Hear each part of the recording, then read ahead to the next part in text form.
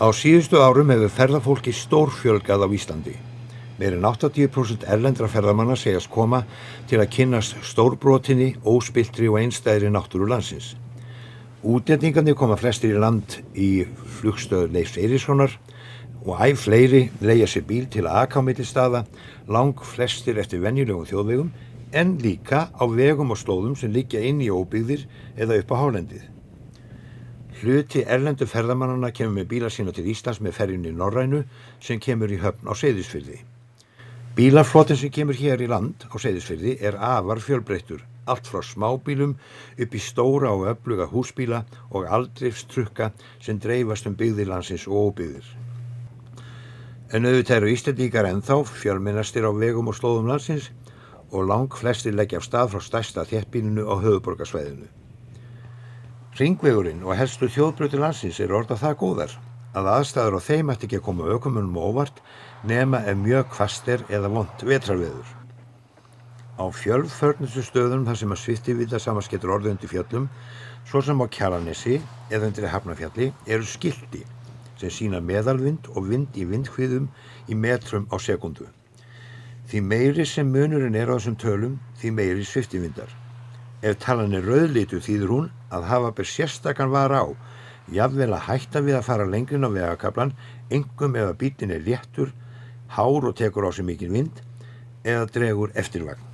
Á malarvegum og þeim vegum með bundnu slitlagi þar sem víkja þarf stundum út á malarbornar vegaröxt, þarf að vera á varðbergi til að varast það að missa stjórn á bílnum þegar ekki er á mörunni, einkum í beygjum. Minnka þá bensíngjöf, hægja á sér, stíga á kúplingu en forðast að hemla í bráðræði og rétta síðan bílinn af ef að skrika til. En bíðum ekki boðana, heldur höldum á vit ævintýra óbyggða Íslands. Og það þarf ekki að fara langt frá Reykjavík. Hér er bara ekið út af hringveginum 35 km frá borginni á 3 mismunandi aldrifsbílum til að kynnast mismunandi eiginleikum þeirra á mismunandi slóð. Óbyggðavegir og merktir slóðar á Íslandi eru 20.000 kilometrar og af gríðarlegri fjölbreytni að velja.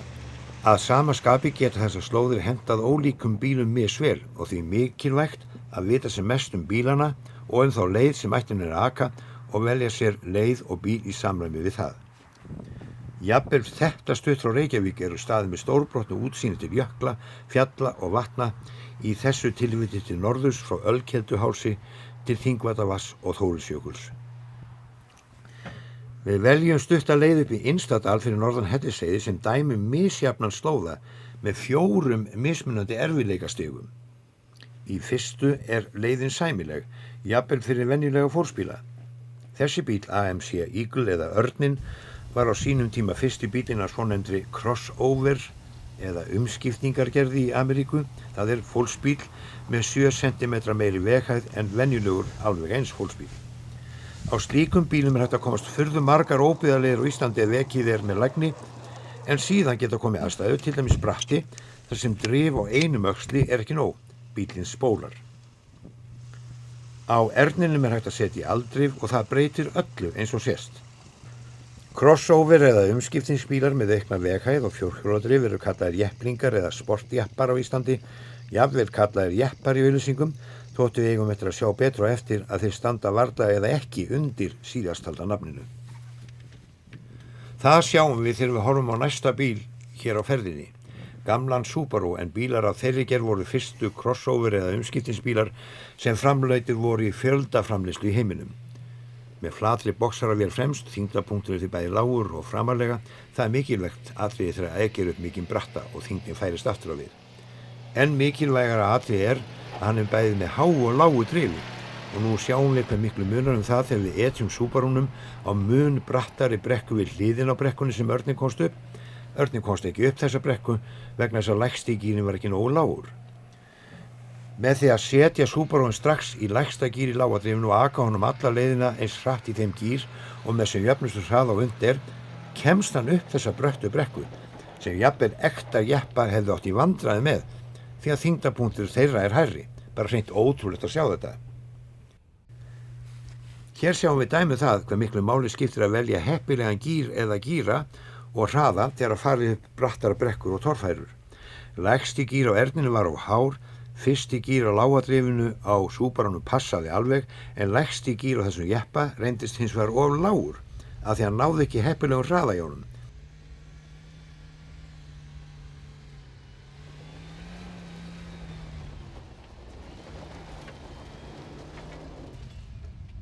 En nú getum við nýtt okkur það að hafa úr þetta mörgum gírum að velja á þessum bíl þegar við reynum aftur. Eftir nokkra tilraunir sjáum við að best er að skipta í fyrsta gír á lágadrifinu til að taka af stað. Svo skiptum við upp í annan gír á lágadrifinu eins fljótt og auðið er til að ná upp sem mestum hraða þegar komið er í brattasta kaflann. Þetta reyndist vera nákvæmlega það gírhlutfall sem skilar bílnum upp þótt tæpt sé.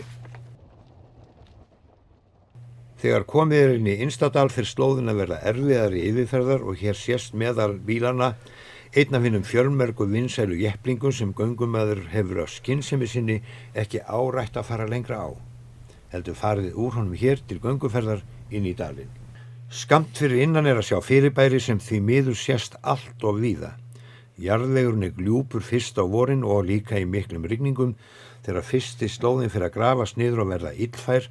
Þá leita menn út fyrir hann í nýja slóða sem fer alveg eins fyrir eins og fyrsta slóðanum þannig að nýjir og nýjir samhliða slóðar myndast og hér sjáum við einmitt bíl vera að böðlast í svona. Sú mynd er tekin við 34 árum við Landmannaleið í ferð með Guðmundi Jónasinni, þeim mikla brautryðjandi fjallagarpi og það sést hvers konar vandræðum menn lenda í þegar að þessi slóðar verða leiðinlegir. Nú skulum við kíkja bara á töflu yfir mismunandi erfiðleikastig, svona í grófum dráttum. Stig 1, fært fólksbílnum með lagni á þessari leið okkar að brekkunni þar sem að þurfti að setja í fjórhjóladrifið. Stig 2, nær þangað sem við erum komið núna og nú tekum við stig 3, fært bílum með meiri veghæð en 18 cm og takið ég vel eftir orðalaginu hér fyrir ofan í hverju tilfelli fyrir sig. Veghæð hvers bíls getur nefnilega verið mismunandi eftir hleðslu hans. Skoðum hvernig bílunum gengur nú óhlóðnum með aðeins einn ökumann um borð þegar komið er á 3. erfiðleikastig. Nú fer þetta að vera spennandi. Og nú komum við að ástæðunni fyrir því að hinn skynsami göngumaður lagði jepplingi sínum í stað þess að halda áfram. Hér er slóðin orðið grófari, stórar hraunklappir og gróft grjót geta rekist upp undir bílinn. Þetta er 3. erfiðleikastig. Það verður að aka við sérstaklega varlega ofan lagni til að láta bílinn ekki rekast niður og skemmast. Með því að horfa undir bílinn þegar mjakast hægt áfram sjáum við betur hver litlu munar að hann komist þetta. Þetta er glöggt dæmi varðandi öryggi og ánægju ferðum misjafla slóðir. Hæðin frá jörðinni upp í bílinn. Það sést verð þegar gamli Range Roverinn á 38 tómmu jökla hjólbörðunum fer þetta í kjölfar Arnarins tiltölulega hratt og örugglega.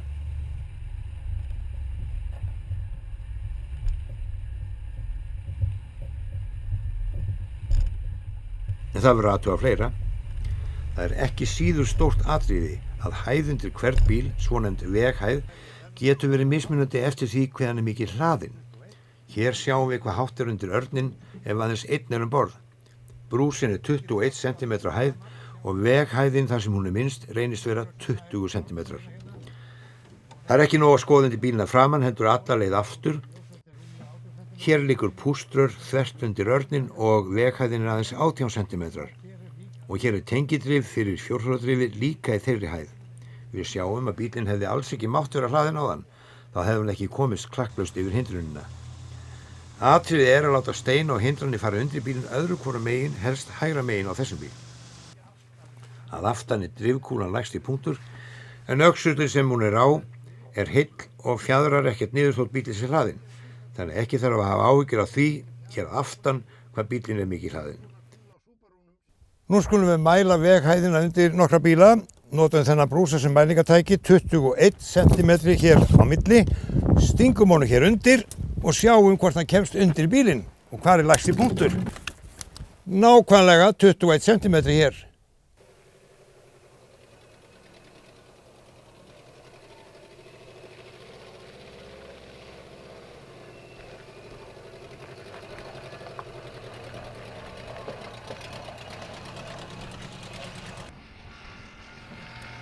En hér er afturöxullin ekki heill og lokaður, heldur fjadrar drifkúlan upp og niður þegar bílnum er ekið ójafna slóð og hún sígur líka niður þegar settir hlass í bílinn. Sjáum hvað gerist þá. Hér setjast 5 manns upp í bílinn, 3 fullorðnir, 1 unglingur og 1 barn og 30 kíló af farangri sett í skottið og þegar bílar eru hlaðnir lendir mest að viðbóta þyngdin á afturásnum og það er einmitt það sem gerist hér. Og sjáum hérna frá því áðan, veghæðin á hálfhlöðnum örninum orðin enn minni en hún er hér. Hann hefði strandað á hraunklöppinni sem er rétt skreiði yfir áðan. Skoðu núna jeppann. Aha, ekki 21 eins og hinnir. Nei, hann er bara rétt 19-20. Er það verra? Nei, vegna þess að í ójöfnum að þá fjadrar þessi öxull ekkert upp og niður, hann er heill yfir. Við erum með 19 cm hérna og allt klárt, það breytist ekki neitt. Þá er komið að minni jeppanum að halda áfram. Þessi bíll er með aðeins stærri hjólbarða en hann kemur á frá Vestmiðum, veghæðin því 22 cm í stað fyrir 19. Þar sem ójafnir slóðans eru hæstar myndu það ná upp í drifkúlurnar og því gott fyrir bílstjórana að athuga fyrirfram hvar þessi 2 lægstu punktar bílsins eru. Þeir eru hægra megin hér. Láta þá stærstu stein og ójöfnur fara vinstra megin eða bílstjóra megin undir bílinn. Að fengnum þessum upplýsingum þá heldum við áfram á jeppunum, skiljum jepningan eftir. Þarna hinum megin í dalnum sjáum við guðvurnar frá Hverasvæði sem ferðinni heitið að. Á þessari stuttu leið hefum við kynnst flestum gerðum íslenska slóða. Varasamt getur verið að aka þar sem er mikið drulla eða bleita á þess að vita vel hvort undirlagið er hart eða deikt. Stundum best að vaða það fyrst í vöðlum eða stígvélum. Best að vera ekki einbíla. En við sáum áðan jeppa fara þetta undan okkur á þess að tefjast og höldum því áfram inn til fyrirheitna landsins, Hverasvæðisins sem við nálgumst óðfluga.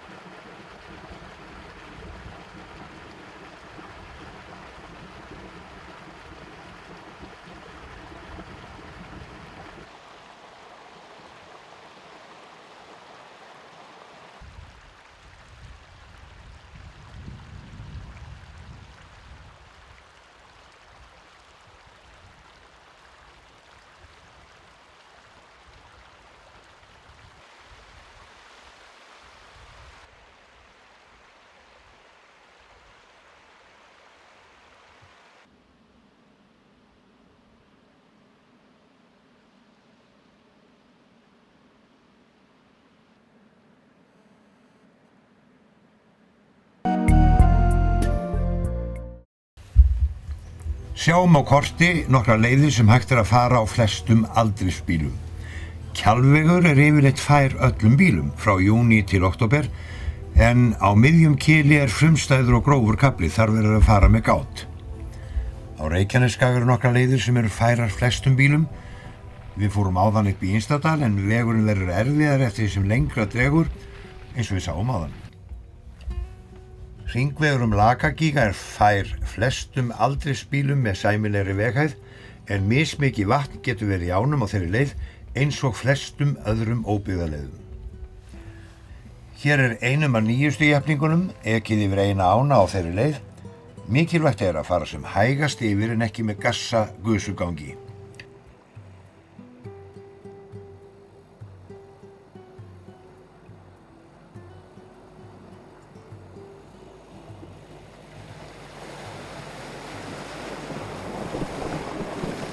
Þegar mikil úrkoma er, getur vaxið mikið í ánum.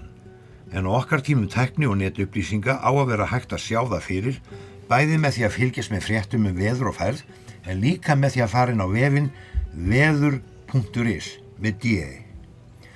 Það getur verið til mikils að vinna, því að dæmi að ár á þessari leið, Lakaleiðinni, svo sem Hellisá, geti orðið svo vatnsmiklar að jafnvel stórar rútur hafi fest sig í þeim og vatnið orðið mittisdjúpt inn í rútunni.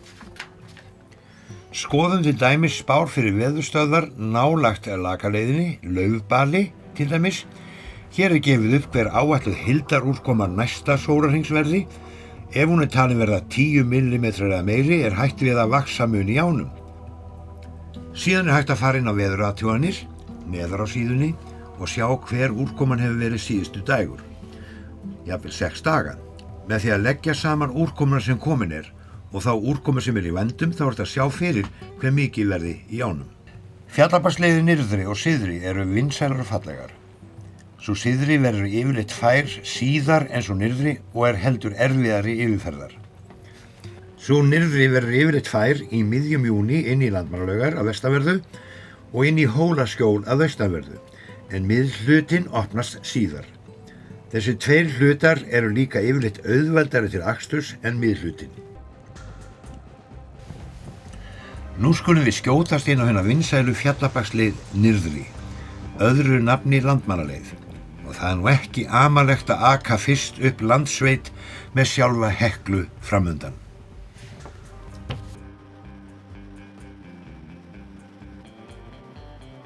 Fljótlega komið inn á malarveg en margir slíkir eru enn í sveitum landsins, en stöldrum fyrst við þar sem Landmannaleið byrjar. 1979 var farið á reinsrófur frá 8. áratugnum og nú aftur farið á reinsrófur frá 8. áratugnum, dálítið breyttum. Þá fór fólksmíll með, en nú fara 2 aldrifsbílar með að mismunandi stærð, þegar úrval aldrifsbíla hefur aukist stórlega á þessum áratugum. Og hvað hefur fleira breyst? Jú, það eru upplýsingaskilti og eitthvað fleira sem við komumst að þegar við förum sömu leið og þá, en það eru miklu fleiri ferðamenn og það skortir enn á að allir hafi upplýsingar til þess að tryggja örugga og vandræðalausa ferð án aksturs utan merktra slóða og vega. Nú förum við inn á ákaflega fallega leið, stundum kölluð Dómadalsleið, og erlendir keppendur í árlegu alþjóðlegu ralli hér hafa vart átt orð til að lýsa undrun sinni, eins og verið sé að aka í svörtum snjó, eldfjallaöskun úr Heklu eða rís fyrir sunnan leiðina. Þetta mikla eldfjall og gos úr henni og eldstöðum austan við hana hafa mótað allt landslag hér og leiðirnar það.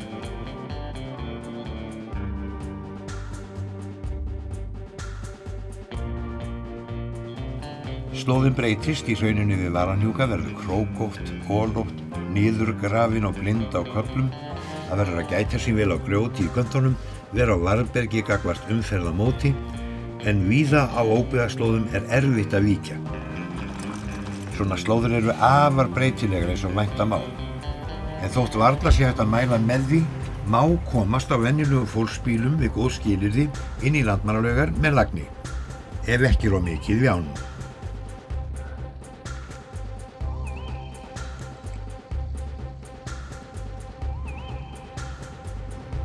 Hér erum við komin inn í svonefnda Kringlu, þar má fara slóður til beggja átta, að Loðmundarhelli til norðurs eða upp í Hrafntinnusker til suðurs, en margt gleður augað, til dæmis Mógilshöfðar með öllum sínum fallegu giljum. Það er mikið útsýni frá leiðinu upp í Hrafntinnusker, hér horft til norðurs og fjallið Loðmundur mest áberandi. Á þessari leið eins og flestum óbyggðarleiðum á Íslandi eru óbrúaðar ár og lækir af ýmsu tagi og við eigum eftir að fjalla meira þær og hvernig best að bera sig að við þær.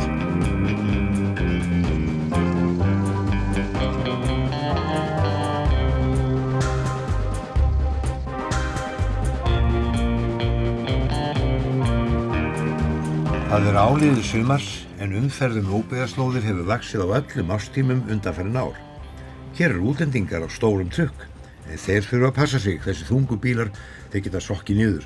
Sjáum frétt það. Hveradalir í Kerlingarfjöllum eru mjög fallegt svæði.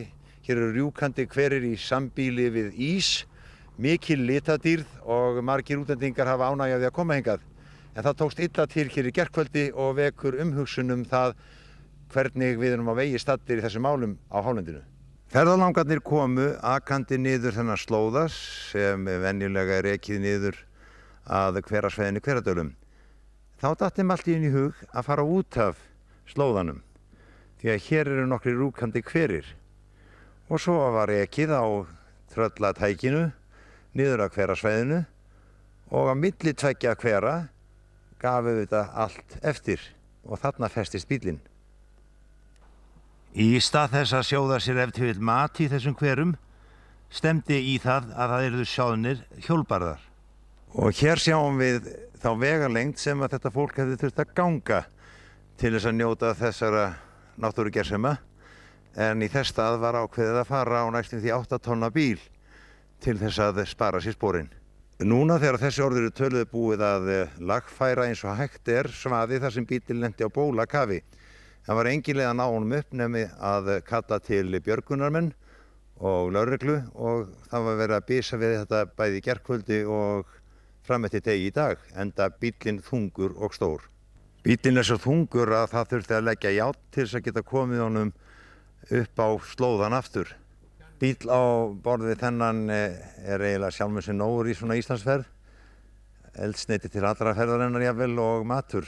Ferðafólkið sem var í bílnum baðast undan viðtali en benti á að hér má sjá slóðir út af hinni merktu slóð. Reyndar ekki eftir 8 tonna bíla. Hvað gert í svona málum? Já, ég spurði og var einmitt mjög forvitin að vita það. Svörin voru nú tiltölulega einföld að það ekkert gert virðist vera og eins og þegar að þessi bíll var kominn hérna upp úr pitnum og björgunarsveitamenn búin að vera hérna aðstofa við það að þá gátum við tekið í hendina á fólkinu og sagt já, verði ykkur á góðu, haldið áfram að keyra landið. Það ekkert meira sem þið þurfið að hafa áhyggjur af. Og þegar við kveðjum þau hjónin í Kerlingafjöllum, Hveradölum, þá verður lítið að skoða dásamlegt svæði í dag því að þau eru að verka járngrindurnar sem þau eru með, sem eru sérstaklega til þess ætlaðar að komast yfir forarsvöð því að í þessum bíl nánast allt, þetta nánast hertæki. Og svo þegar við lyftum okkur til flugs á eftir og lítum yfir, þá sjáum við för sem munu standa þarna, já, engin veit hve mörg ár eða áratugi. Það verður sjálfsagt lengri bið á því að það fari í samtlag aftur heldur en járngrindurnar.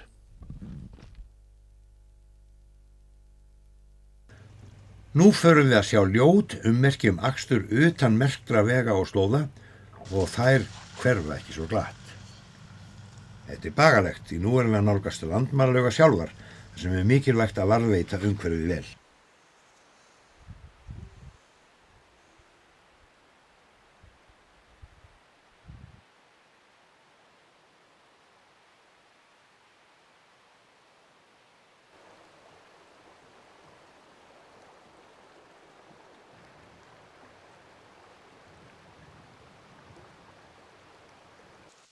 Hér í tæplega 600 metra hæð yfir sjávarmáli gróður sérlega viðkvæmur. Félagsfólk úr ferðaklúbbum 4x4 hefur því oft tekið til hendi til að sporna við spjöllum.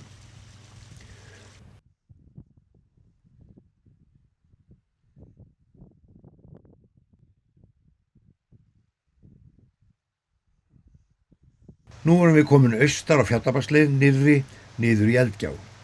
Þar getur að líta enn fleiri og lengri för utan slóða en fyrr á leiðinni og þau skemma mjög fyrir þeirri upplifun ósnortinnar og einstæðra náttúru sem mest sóst eftir hér.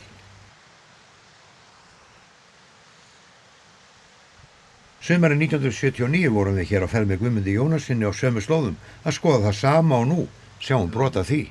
Hinum megin við hana hægt að aka upp á fallegan útsýnistað gengt Ófærifossi eftir slóð sem má ef til verja að sé þarna. Hún þarna til hægri en til vinstri hefur myndast önnur slóð af vísu styttri en miklu brattari, þannig að það erfitt að sjá að nokkur tímasparnaður sé að fara upp þessa slóð. Og þarna eru allt enn óskiljanlegri slóðir. Gróðurinn svo viðkvæmur að ein hugsunarlaus jeppaferð getur skilið eftir för sem gró ekki áratugum saman. Hverju skildan hafi verið bættari, sá sem fór þessa mislukkuðu atrennu upp brekkuna? Eins og sést hafa þessi ljótu för lítið látið á sjá síðan 1979 og sum þeirra eru líklega orðin meira en 60 ára gömul. Mosinn ákaflega viðkvæmur hérna, erfitt að spá fyrir það hvort eða hvenær þessi spjöll hverfa. Það þarf að sýna náttúrunni og sjálfum sér virðingu og ekki síður þeim sem á eftir okkur koma og vilja njóta landsins. Víða grefur vatn förin niður svo að þau verða ógnar djúp meira metri á dýpt eins og sést á þessari mynd. Ljóst að auka þar fræðslu og eftirlit og nota fyrirbyggjandi aðgerðir. Meðal þeirra sem hafa tekið til hendi í þessum efnum eins og áður sagði á undanförnum áratugum félagsfólk úr ferðaklúbbum 4x4 sem hefur reglulega farið í ferðir til að merkja slóðir og staði þar sem ekki á að aka. Sjáum frétt það og glefsu úr ferðinni með Guðmundi Jónassyni austur í Skaftártungu. 70 manns úr sjálfboðaliða samtökum náttúruvernd og 4x4 klúbbnum auk heimamanni í Skaftárhreppi fylgdu liði í þá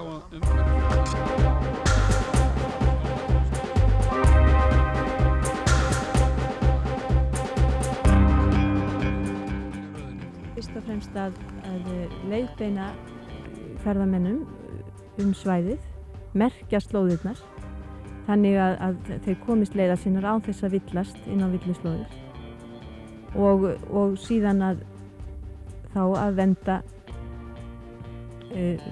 vernda svæðið og svo að merkja gönguleiðir líka.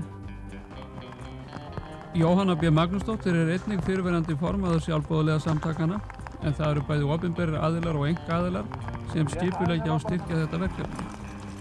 Útlagður kostnaður við það talin 400.000 krónur en hvaða gildi hefur samstarfið sjálfboðaliða samtökin fyrir félagana í ferðaklúbbnum 4x4?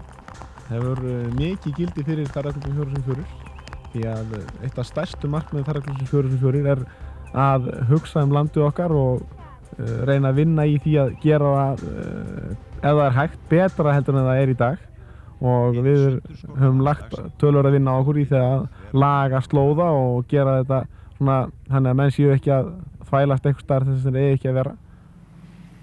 Þær eru margar slóðirnar og víða er fagurt að horfa yfir sveitir þegar haldið er á brattan inn á afrétti.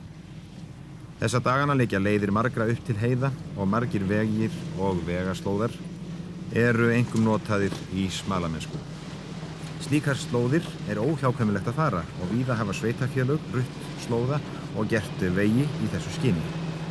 En það er víða langa leið að fara og fámenn og fátæk sveitarfélög hafa ekki efni á því að leggja alla þessa vegi á fullkominn hátt.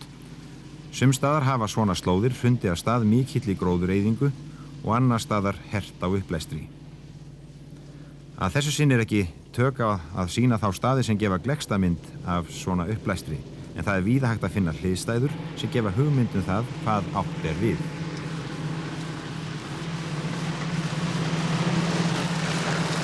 Hér er reynt að fara gamla slóðan, það þýðir ekki. Það verður að fara einhvern af hennum fjölmörgu nýju slóðum við hliðina. Guðmundur, við sjáum að hér hefur runnið út úr þessum förum. Já, hérna hefur grafið sko. Það hefur grafið hingað eftir út úr förunum eitthvað. Fram í þessu grafninga hér. Svoleiðis að þetta er byrjun á skemmdum. Já, þetta er víða sem að svona, bara svona ein bílför geta komið af stað, rennsli og... Já, það er hluturinn sko. Ein slóð eftir bíl. Hún er nóg. Já, hvað þá allar þessar? Við kveðjum nú Skaftártungu þar sem við litumst að lokum fyrir ofan bæinn Skaftárdal og horfum í suður og vestur yfir sveitina sem Skaftá skreytir svo fagurlega með kvísla flúri sínu. Sem betur fer var jarðvegur þykkur þarna upp á heiðinni þar sem við vorum áðan og sýndum dæmi slóðir. En það gegnir öðru máli þegar komið upp í 500 metra hæð þar sem jarðvegur er þunnur og viðkvæmur.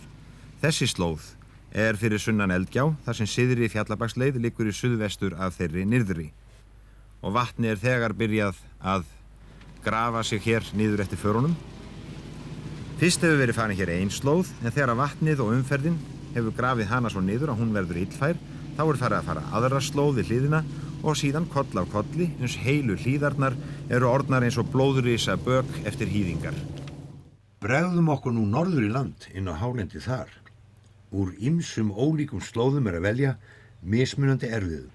Við förum fyrst örstutt inn á leiðina inn í Herðubreiðarlindir og Öskju, síðan inn á Kverkfjallaleið og Álftadalsleið til Grágeisadals og Sauðárflugvallar.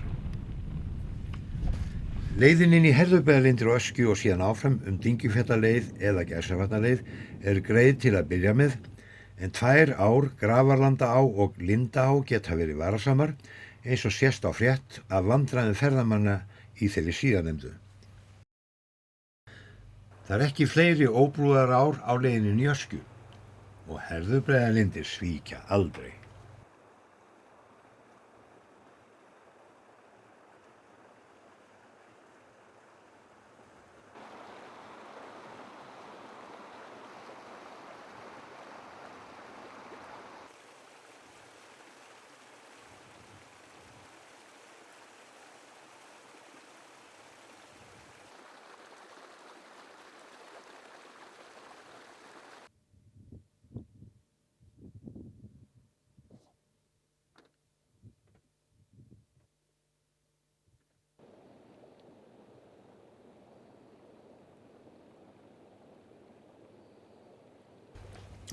Á Álftadalsleið inn á Brúarörafi gamall lítill jöklajeppi á stórum dekkjum komin í samflot.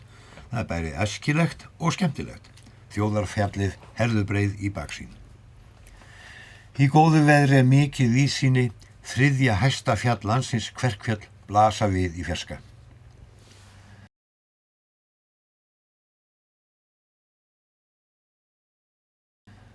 Á þessum slóðum þarf að fara yfir ár og hér sjáum við næsta dæmigert vað þar sem ekki er ráðlegt að aka beint yfir ána þar sem hún er dýpst, bara hylur, heldur fara neðar yfir hann í sveig á því sem kallað er brot. Það er yfirleitt bogadregin hryggur þar sem áin er grynnri. Þegar við erum að kynna okkur akstur í óbyggðum, á það ekki aðeins við akstur á bílum, smáum eða stórum, auðvitað ekki, heldur einnig önnur faratæki, eins og til dæmis vélhjól, reiðhjól eða jafnvel hesta. Vélhjól og reiðhjól eru veigaminn bílar og því er öruggast að vaða fyrst yfir í vöðlum og síðan að vera viðbúinn og fylgjast með öllum með þeim fara yfir. Öryggi fyrir öllu og þá fylgir ánægjan með.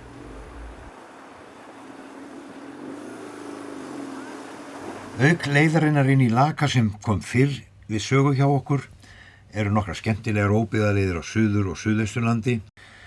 Við ætlum að enda flandur okkar óbyggðaleiðir með því að fara hina vinsælu leið inn í Þórsmörk sem er greiðfær langleiðina en síðan erfiðari og einkum varasöm yfir hina frægu Krossá.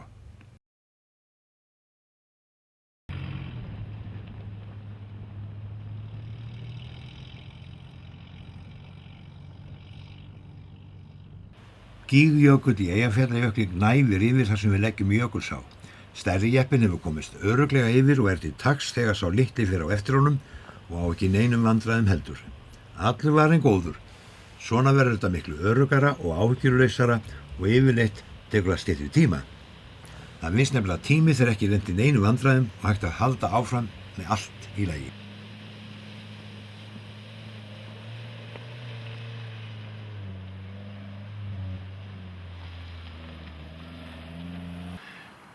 Ef mögulegt er best að vera á ferð með einhverjum öðrum. Það er ekki gott að vera aleinn uppi á hálendinu eða í óbyggðum. Bara einn fíldarbíll og þetta er gríðarlegur munur og öryggi og líka skemmtilegt að vera í samfloti.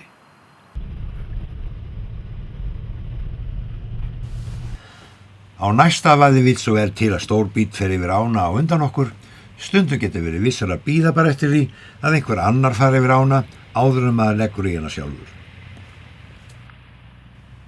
Mýrdalsjökull er magnaður framundan, hér eru vegamót til vinstri, farið yfir Krossá inn í Húsadal, en beint áfram er farið inn í Bása eða Langadal. Hér erum við komin henni frægu Krossá og hingrum við til að sjá hvort einhver fari þarna yfir á undan okkur. Jú, bíðum við, kemur bíll hinum megin frá og við sjáum hvernig hann ber sig að. Hann fer út í ána eins ofarlega og mögulegt á vaðinu til að geta ekið sem lengst undan straumnum og forðast að láta strauminn koma þvert á bílinn svo hann flatreki eða velti jafnvel. Hárrétt gert. Staðkunnugur maður á ferð og nú er spurningin, hvað gerum við í ljósi þess sem við höfum séð? Það er ekki reynandi að fara á minnijeppanum yfir nema að hafa taug á milli bílana og í svona ferð þurfa stígvél og vöðlur að vera til taks, það geti rauðakarinn vinstra megin á vélarhlífinni, það þarf góða dráttataug og skóflu til að bjarga sér, jafnvel jafnkall. Niðurstaðan er einföld.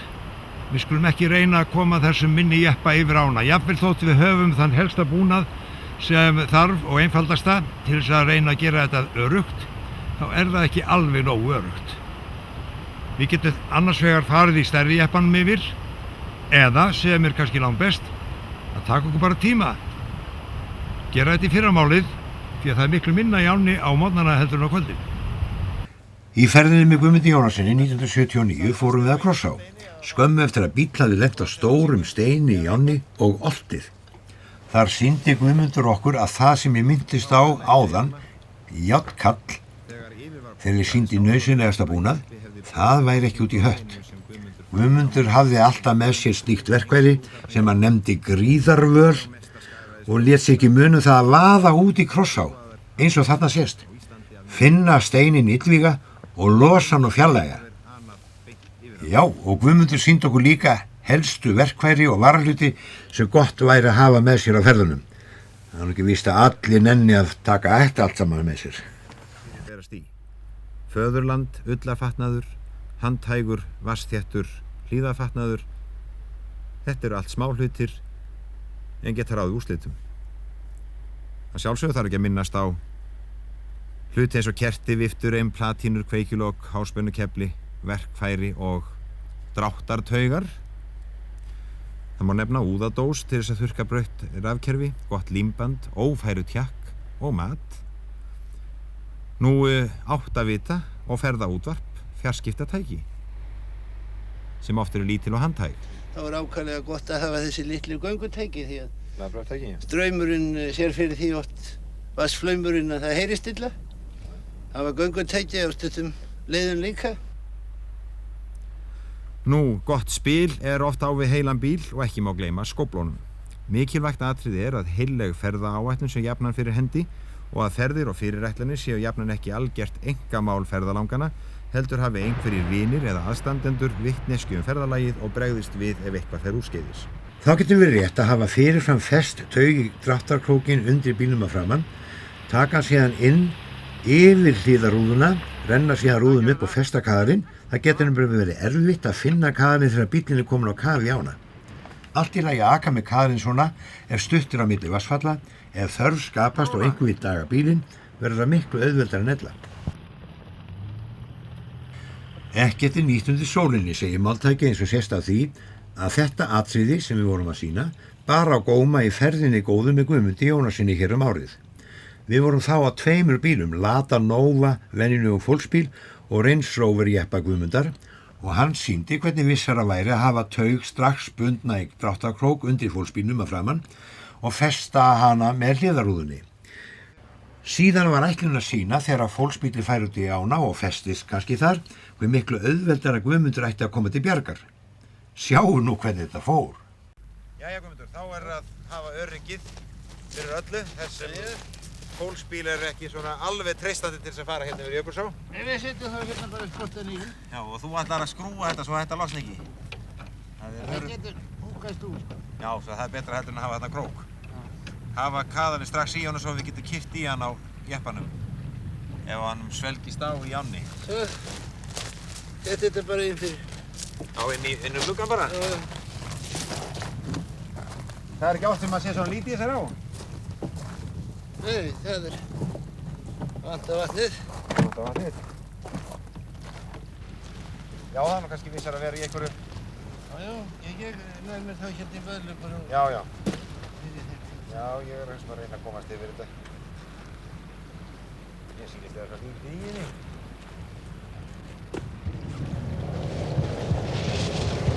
Og þá að leggja í ána.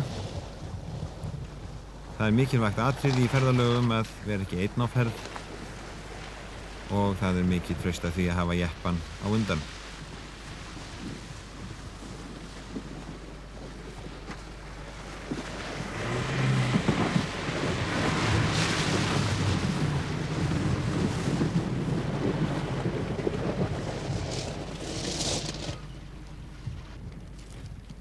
Jæja, þetta gekk vel.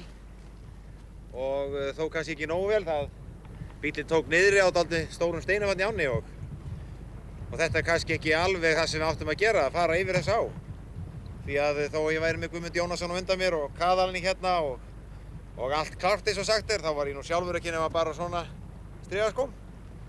Og í öðru lagi, og það sem er kannski meirum vert, þá á svona bíll ekkert erindi yfir þess á, hvort sem er lítið í henni eða mikið. Ef menn ætla á annað borð á þessar fögru slóðir, að þá er ekki manna að ræða en jeppa. Svo við skulum bara ekki láta nokkurn mann sjá þetta, hvað við vorum að gera hérna. Heldur fara með hana bíl snarlega yfir ána aftur og við höldum áfram á jeppanum. Botninn á ánni reyndist vera nokkuð stórgrýttur fyrir fólksbílinn þarna áðan og Guðmundur sagði að sér sýndist botninn sléttari ef farið væri beinna yfir og fór því að kanna málið nánar í vöðlunum góðu.